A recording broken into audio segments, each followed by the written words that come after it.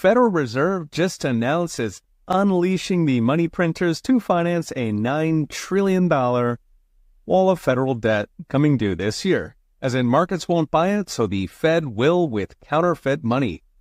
This is where the Fed types zeros on Excel sheets in the basement, declares their dollars like any good counterfeiter, then uses those fake dollars to buy government debt called quantitative easing or QE. Jerome Powell said the Fed's kicking off with $40 billion a month, which is $500 billion per year, lovingly printed straight out of your wallet. Now, this is concerning because the last time the Fed did this, in the 1940s, to finance World War II, it sent inflation into the double digits. At one point in 1947, annual inflation was 20%. In fact, it's how Weimar Germany got to hyperinflation and wheelbarrows of money, because once the central bank starts printing the deficit with inflation, it's very tempting to make that deficit very big. After all, there's a lot of special interests to feed in Washington, $1 trillion here, $1 trillion there. Soon it is real money. What's even more concerning is that in the 1940s, it was just about financing government debt. Today, the Fed needs to pump hundreds of billions just to sustain a financial sector that has ballooned to nearly 5 times GDP.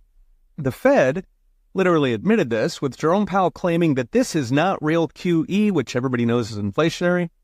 This, in fact, is necessary to maintain, quote, ample reserves so the Fed can maintain control of interest rates. In other words, the financial system breaks unless the Fed keeps a full plate of cocaine or inflation by the bar. The Fed knows this because markets cracked both times the Fed tried draining QE. There was the so-called taper tantrum in 2013 and then another one again in 2019, just before COVID, when interbank rates spiked to double digits. In both cases, the Fed got back to printing toot sweet, bringing us to so far $5.5 trillion of freshly printed QE since the 2008 crisis, which is almost as many dollars as existed in 2008.